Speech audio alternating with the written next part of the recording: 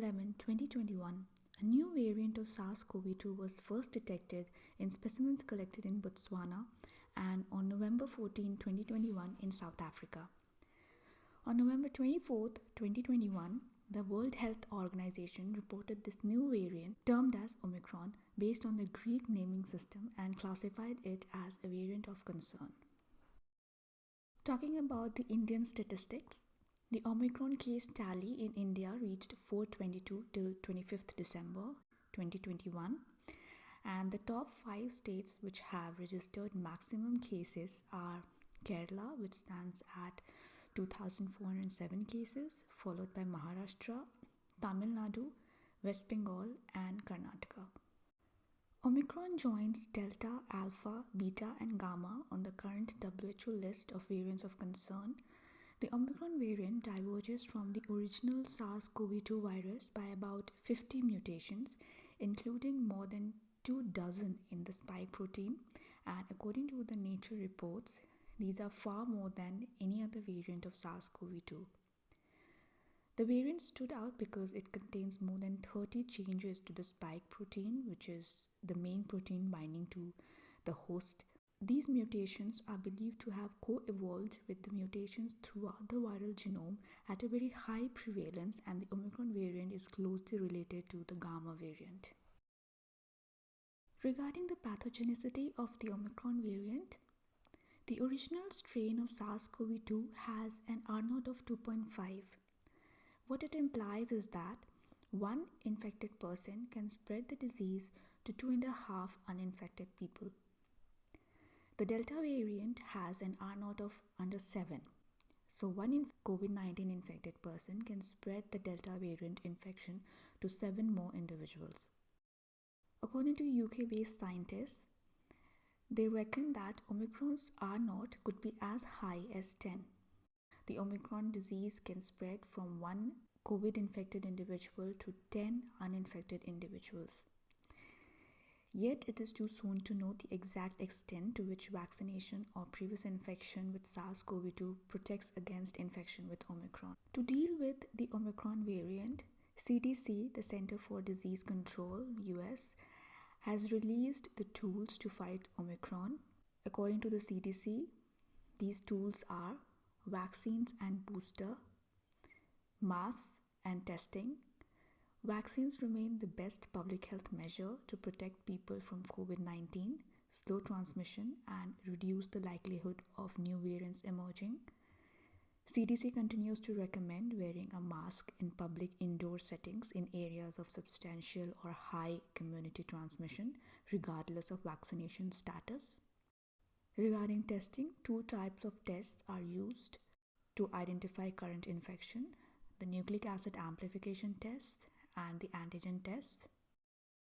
The Indian Council of Medical Research, ICMR, has developed a novel technology, a real-time reverse transcriptase polymerase chain reaction RT-PCR assay for detection of Omicron variant of SARS-CoV-2 and a kit for the same. Now, there have been many cases reported of Omicron in the recent time in India as well as abroad. I looked in the literature regarding that. I came across this article which was published in the Lancet Respiratory Medicine. There have been cases reported in people who have been vaccinated by both the doses.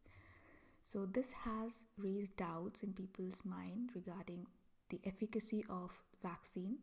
According to this article, the UK Health Security Agency has suggested that protection against symptomatic disease at 25 weeks after 2 doses of COVID-19 vaccine could be less than 10% for the Omicron variant compared with 40% for the Delta variant. This could be probably because there are a lot of mutations in Omicron. But on the other hand, these mutations are similar to the other variants of concern that we have seen so far. So there is no reason to think that you would not get strong cross protection from a vaccine based on Omicron. Regarding the testing systems, I came across an article published in Clinical and Translational Medicine.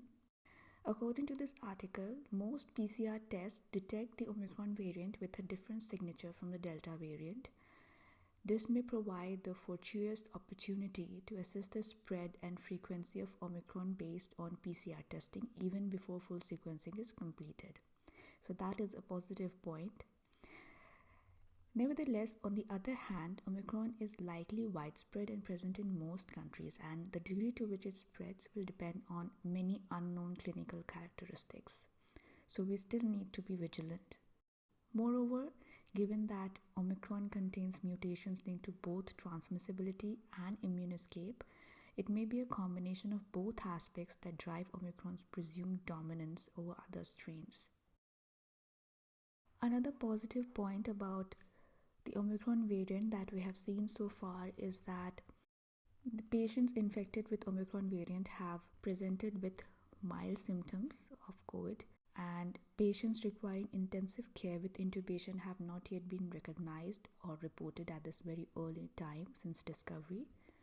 Yet it is still too early to say what will be the intensity of the disease. To conclude, at this point, whether the vaccine efficacy remains strong or decreases, the most critical and efficacious tool in our armamentarium remains vaccinating the global population. Reported Omicron cases are in hundreds, while more than 99% of current COVID-19 cases are from SARS-CoV-2 strains for which the vaccines were developed or work extremely well against. I hope you have liked this presentation. Please do like, share, comment and subscribe to the channel. Thank you.